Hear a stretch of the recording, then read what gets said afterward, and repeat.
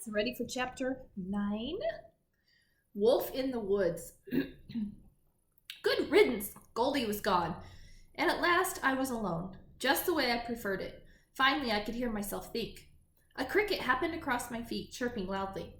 Harsh, harsh, harsh! Well, how else was I supposed to get rid of her? I retorted. She was driving me nuts. Harsh, harsh, harsh! Oh, go away. Now you're driving me nuts. The cricket hopped away, still chirping his chastisements. Why should I feel guilty for dismissing Goldie? I hadn't invited her in the first place, and she had been slowing me down. It was almost afternoon. I ran for a bit to make up ground, enjoying the cool breeze and the sounds of birds and squirrels. Hold on, I gotta turn on the light. I can't see the words.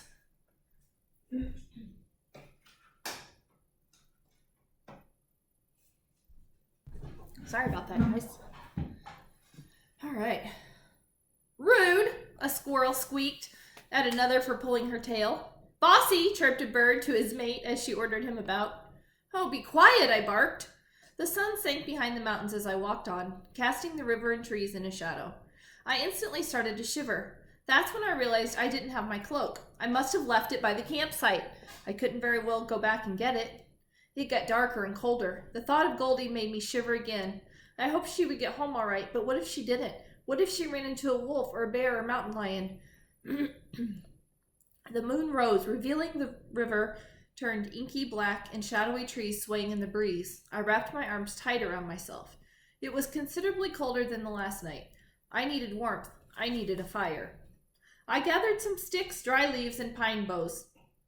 I piled them up and then struck 2 stones together, trying to make a spark, but none came. I hit the stones against each other again and again until I got so frustrated I hurled them. A few mice squeaked and skittered away. They thought the stones were owls coming to eat them. I could eat the mice. I was hungry enough. And so cold. If I couldn't make a fire, I might freeze to death. I certainly wouldn't be able to sleep. Goldie's words needled me. You're just afraid. Phew! I was never afraid. Fire was magic at which I excelled. I concentrated all my energy on the pile of sticks and leaves and snapped my fingers. I held the magic sputter inside me. A slight breeze rushed over my little pile, but no fire came, not even a spark. Of course, the one time I actually wanted to start a fire, only the wind blew. Less than an hour ago, I had felt I could spew fire out of my nostrils. I tried it again. I snapped my fingers and flicked out my hands to make the magic come. This time a bigger wind came. It rushed through the trees and scattered my sticks and leaves. Even the clouds shifted overhead, covering the moon. Had I done that? I gave up on the fire. Wish me luck. I would probably set myself on fire or blow myself away in the wind. That wouldn't do Granny any good. I piled up the leaves and sticks again and then nestled myself inside of them. I hugged my knees close to my chest. The wind whistled through the trees, the clouds blackened, and a drop of rain splashed on my nose. Then another and another, until the sky tore open and emptied its contents. I was soaked, and in seconds I crawled on my hands and knees beneath a pine tree and curled my knees to my chest. The rain pounded, the wind rushed, and the thunder rumbled. I shivered violently. So cold. I hoped Goldie had gotten home all right. I wish I hadn't yelled at her. I wish I wasn't alone. I wasn't alone. Something was near. I couldn't see it, but I sensed it. The powerful presence of a wild beast. I sat up and scanned the black trees. I saw his eyes first, a soft green glow that lit the black shape of him. The wolf moved slowly and silently through the trees, eyes locked on me. It was like he had followed me all this time, watching me become weak and helpless so he could attack. Well, I might be lost and cold and hungry, but I wasn't weak or helpless. I grabbed a stick and stood up. Hey, I shouted. The wolf stopped mid-stride. Lightning flashed, and I saw that he was carrying something in his jaws, a rabbit or weasel, perhaps. Clearly he had already caught his supper, but he hadn't stopped him with Granny's pigs. Maybe he was after a second helping. I raised a stick. Go away, you monster! He took another step toward me. I threw the stick. The wolf dropped whatever he was hiding and dashed away. I bent down to inspect it. It wasn't a rabbit or any animal at all. It was my red cloak.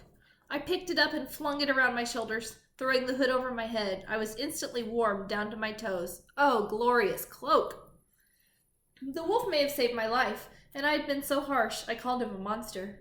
Who was the monster here? Far away, the wolf gave a high, lonesome howl. Come, he called. His howl made him sound lonely and afraid, like a small child lost in the woods. I shuddered. I wasn't cold anymore, but the mournful cry rushed through me like a cold wind. Come! The wolf howled for a long time. No other wolves responded, but I listened until I fell asleep. I woke the next morning stiff and hungry, my mouth dry as ash, but at least I had been warm through the night. I sat up and the red cloak slid off me, picking my memory out of the night before. I glanced around, searching for the wolf. I was still confused as to why he had helped me, but grateful nonetheless. It would have been a cold, restless night without the cloak. I walked to the river bank and checked for sprites. Seeing none, I bent down and drank until my belly was full, but I was still hungry. A red-breasted robin hopped toward the bank and pulled a worm out of the ground. A deer and her fawn grazed contentedly on some grass. Everyone was having breakfast except me. I filled my pockets with what berries I could find and ate as I walked, no time to waste.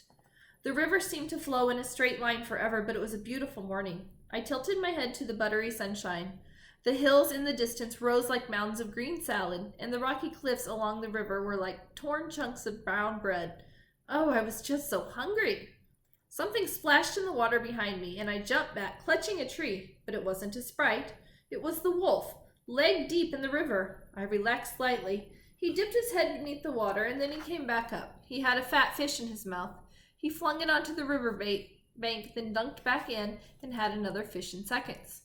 The wolf picked up both fish with his jaws and then padded over to me. I stepped back a little. The wolf slowed. He dropped a fish just a few feet in front of me and dipped his head, inviting me to take it. For me, I asked. He barked. Eat, he said, and nudged the fish toward me with his nose.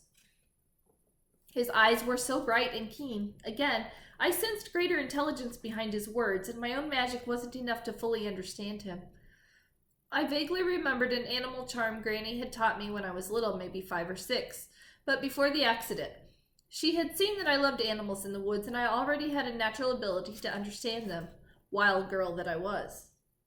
Squeak or growl, fur or feather, beast and human come together.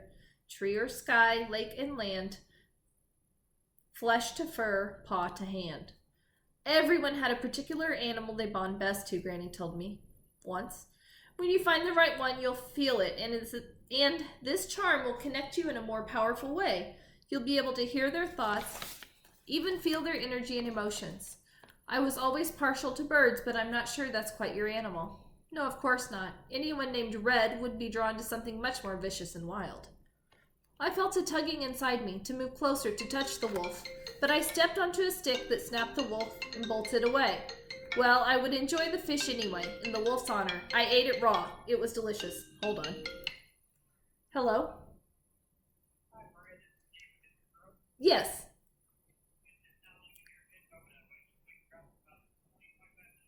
Okay, I'll see you at MVP in Milan. Okay, we'll see you then. Thank you. Bye. Sorry guys, I just sold my car. My hunger satisfied, I continued on my journey with new vigor. I skipped stones in the river and the fish jumped. The birds trilled, and I whistled with them. A woodpecker pecked in the distance, keeping rhythm with our song. A bee landed on my shoulder, then another bee buzzed in my ear. A few steps farther, and suddenly there were bees everywhere. What I wouldn't give for some honey right now. I followed the sound of buzzing down a gentle slope and then up a rocky hillside with caves and little crevices, perfect for a beehive. The bees swarmed around a narrow crevice. I approached them slowly until I saw the opening of the hive. My cloak was almost entirely covered with bees now, and I could practically taste the honey. And then a deep growl echoed from one of the caves. I froze. The growl came again. A big brown bear, 5 times my size, emerged from the cave. She was warning me to leave. I had trespassed on her territory, and she felt threatened.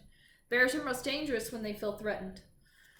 I backed away from the hive slowly, so as not to spook the bees. As soon as I was far enough away, I turned to run, and came face to face with another bear, a small one. The big bear lumbered toward me. She rose on her hind legs and roared, slashing her claws through the air. "My cub, get away!" The horror of the situation dawned on me. I was standing between a mama bear and her cub. That's bad news. Let's see what happens in chapter 10. Love you guys.